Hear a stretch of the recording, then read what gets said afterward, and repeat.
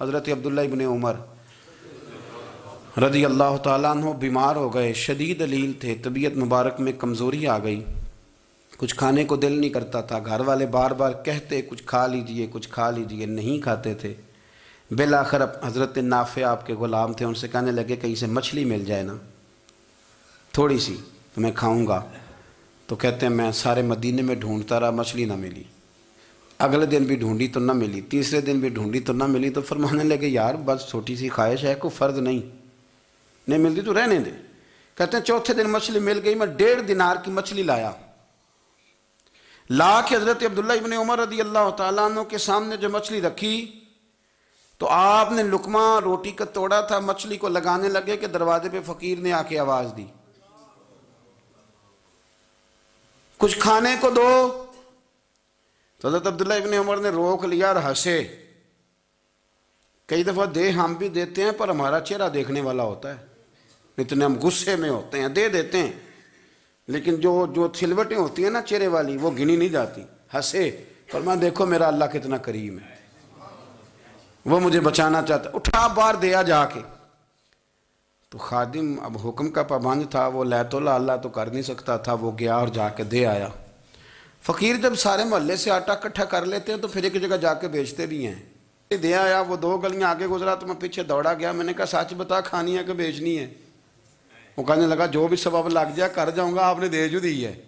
تو کہتا ہے میں نے اسے کہا کہ یہ 1.5 دینار کی میں نے خریدی تھی، اگر تو 2 دینار کی مجھے بیچ دے تو آج کل مچھلی مدینے میں مل نہیں رہی، تو میں اپنے آقا کو دے دوں گا، وہ یہی کھائیں گے، بیمار ہیں۔ تو کہنے لگا جی بسم اللہ، مجھے کیا اعتراض ہے، 2 دینار مل رہے ہیں، 1.5 کی مچھلی، اور 1.5 کی بھی کسی نے نہیں خریدنی تھی، اب تو پک گئی۔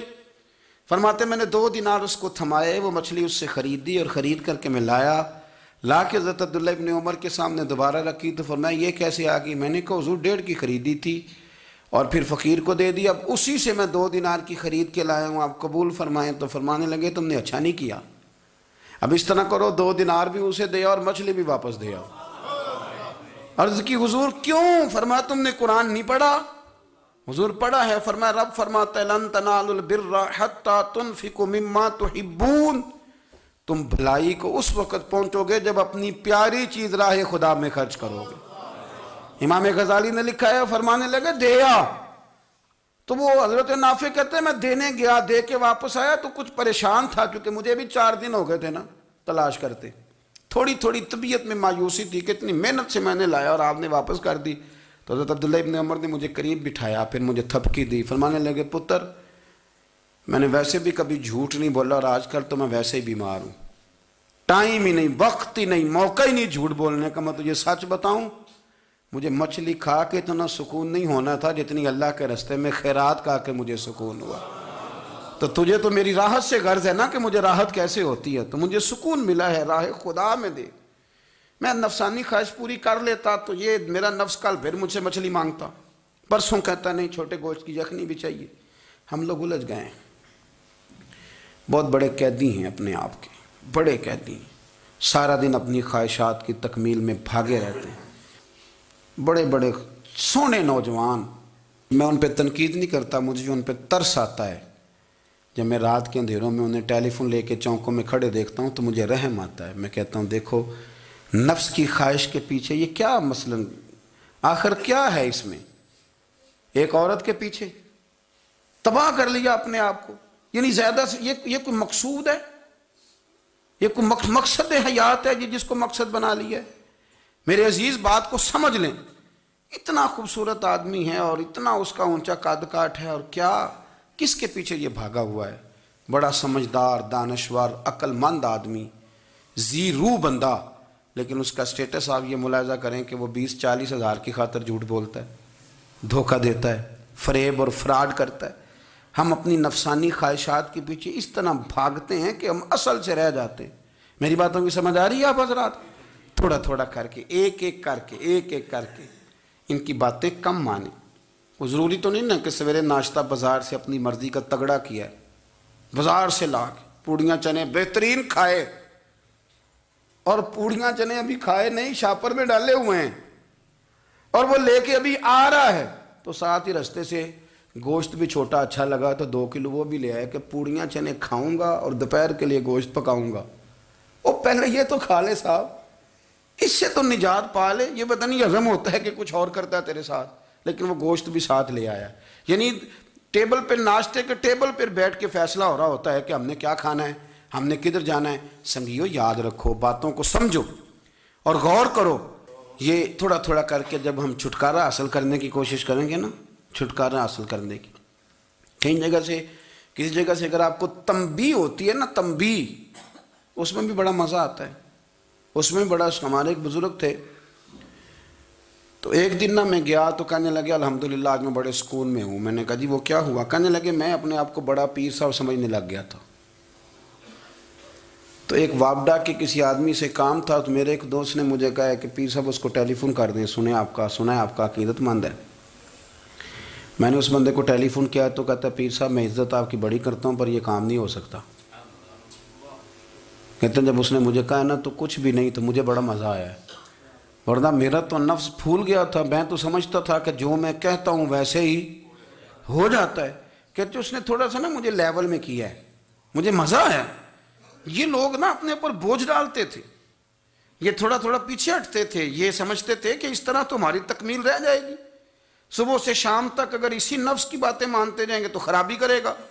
دولت کا نشہ ہے بھائی، دولت کٹھی کرنے والا کسی جگہ سیر نہیں ہوتا، حسن کا نشہ ہے، حسن کا نشہ ہے۔ حضرت ابو بکر شبلی رحمۃ اللہ علیہ فرمایا کرتے تھے جو تیری بیٹی کو خوبصورت سمجھ کے اس کے ساتھ نکاح کرنا چاہے اسے بیٹی نہ دینا۔ حضرت جی کیوں؟ فرمایا حسن تو تھوڑے دن کے بعد ختم ہو جائے گا، پھر وہ اس کی قدر نہیں کرے گا، وہ تو کہیں اور منہ مارتا پھرے گا۔ حضرت ابو بکر شبلی رحمۃ اللہ تعالیٰ علیہ کی بیٹی خوبصورت تھی، ایک نوجوان کہنے لگا میرا نکاح کر دیں۔ آپ فرمانے لگے پتر تو 1 مہینے کے بعد آنا، کر دوں گا۔ بڑی موٹی تازی خوبصورت صاحبزادی، تو حضرت نے اسے دوائی کھلائی، اسے پخانے لگ گئے۔ جو پخانہ کرتی ایک مٹکے میں سنبھال دیتے۔ تھوڑا وقت گزرا تو وہ ہڈیوں کا پنجر بن گئی، مہینے بھر میں دست اتنے آئے کہ کمزور ہو گئی۔ تو ابو بکر شبلی 1 مہینے کے بعد نوجوان کو بلایا، فرمایا ادھر آ تیرا نکاح کروں۔ بچی دکھائی تو وہ کمزور بستر پہ پڑی، فرمایا شادی کر۔ کہنے لگا اس سے نہیں میں نے کرنی۔ فرمایا یہ وہی ہے؟ کہنے لگا جی نہیں۔ فرمایا تو کہتا تھا مجھے عشق ہے، کدھر گیا تیرا عشق؟ کہنے لگا حضرت صاحب آپ کیسی بات کر رہے ہیں؟ فرمایا ادھر آ۔ پھر وہ مٹکا جس میں گند رکھا تھا وہاں لے گئے، فرمانے لگے تیرا اس کے ساتھ عشق تھا، یہ ہے تیرا عشق۔ فرمایا اسے تو میں 4 دن روٹی کھلاؤں گا پھر تندرست ہو جائے گی، لیکن میں دیکھنا چاہتا تھا کہ تو میری بیٹی سے پیار کرتا ہے یا اس کے چہرے پہ آنے والی کچھ وقت کے لیے سرخی سے پیار کرتا ہے، اس لالی سے پیار کرتا ہے جو جوانی کے وقت بچوں اور بچیوں پہ آتی ہے۔ کس چیز کے دل دادا؟ یعنی کیا مطلب؟ نفس کی غلامی، سراسر غلامی، اور پلٹ پلٹ کے اور بڑے بڑے سیانے بندے چھوٹی سی خواہش کے لیے، بڑا سمجھدار آدمی، بڑا سیانا بندہ۔ میں ایک بڑے بزرگ عالم تھے، میں ایک دفعہ ملنے گیا تو پائے پکا رہے تھے، خود پائے پکا رہے تھے، تو وہ بڑے پیار کی بات ہوتی ہے نا جی، تو تامت باندھی ہوئی اور بڑی جناب خستہ حالی، اور وہ پائے پکا رہے ہیں۔ تو میں نے ان سے کہا، میں نے کہا حضرت جی پائے تو کسی اور نے بھی پکا لینے تھے، آپ بخاری لے کے بیٹھتے، چلو میری طرح کا کوئی بندہ آپ سے استفادہ بھی کر لیتا۔ اب پائے آپ لائیں گے، پھر پکائیں گے، پھر آپ کھائیں گے، تو یہ تو 24 گھنٹے آپ کسی کام میں گزر جائیں گے۔ تو یہ ایک چھوٹی سی خواہش کے لیے، میں کسی چیز کو حرام نہیں کہہ رہا، قرآن پاک کی جو آیت پڑھی ہے صرف اس کی تفسیر آپ کے سامنے عرض کر رہا ہوں۔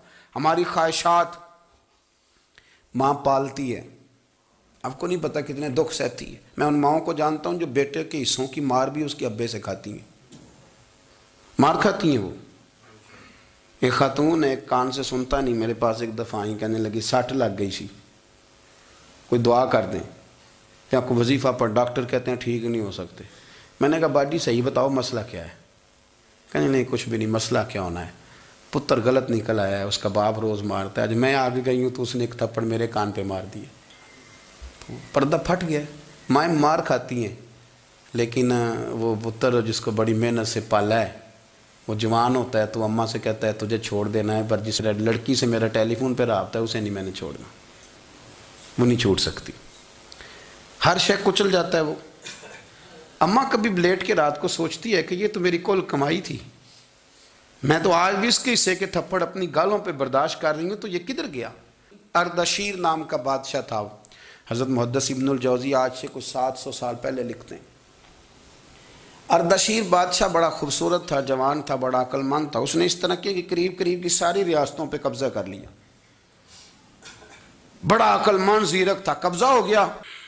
ایک بادشاہ بڑا سخت تھا، اس کے ساتھ جب پنجہ آزمائی ہوئی تو اردشیر کہتا ہے اس پہ میرا قبضہ نہیں ہو رہا تھا، اور جب ہم نے ساری ریاستوں نے مل کے اس پر حملہ کیا تو ایک قلعے کے اندر قلعہ بند ہو گیا۔ اردشیر بڑا خوبصورت آدمی تھا، بڑا سمجھدار تھا، تو وہ بادشاہ قلعہ بند ہو گیا، اس نے کہا نکلنا ہی نہیں۔ اب وہ اندر بند ہے، یک بارگی حملہ کیا تو وہ بڑا بڑا قلعہ تھا اس میں بند ہو گیا۔ اس بادشاہ کی نا جس پر حملہ کیا، اس کی بیٹی اچانک ایک دن قلعے کی دیوار پہ چڑھی تو اردشیر کے حسن و جمال کو دیکھا تو عاشق ہو گئی، اور اپنے ہی باپ کے خلاف اسے کہنے لگی کہ اگر تو میرے ساتھ شادی کا وعدہ کرے نا تو میں تجھے رستہ بتاتی ہوں حملہ کرنے کا۔ اس نے کہا میرا وعدہ رہا، تو رستہ بتا۔ اس نے رستہ بتایا اس لڑکی نے، اور بادشاہ نے حملہ کیا تو اس کا باپ قتل کیا، اس علاقے پہ قبضہ کیا شادی کے وعدے پر۔ ہاں نفسانی خواہش بندے کو اندھا کر دیتی، نہیں سمجھ آتی اس کو میں کدھر جانا ہے، اندھا کر دیتی۔ حملہ کیا، اور جب اس لڑکی کو لے کے آیا نا اپنے محل میں، تو پہلے دن شادی کی پہلی رات تھی، تو بستر بچھایا کنیز نے، تو وہ کبھی کروٹ ادھر بدلتی کبھی ادھر بدلتی، تو بادشاہ کہنے لگا کیا ہے؟ کہنے لگی بستر میں کچھ ہے، مجھے تکلیف دے رہی۔ اس نے چراغ جلائے اور جب بستر اٹھایا تو ایک اتنا سا دھاگا نکلا۔ دھاگے سے عموماً تکلیف نہیں ہوتی، تو اس نے کہا تو اتنی نرم و نازک ہے کہ دھاگا؟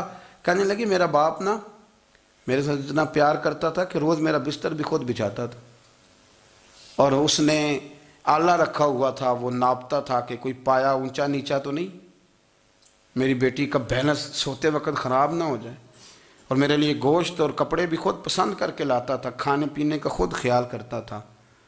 اردشیر کہنے لگا اچھا وہ اتنا پیار کرتا تھا، اور پھر تو نے اس کے ساتھ کیا کیا؟ کہنے لگا بلاؤ کنیزوں کو۔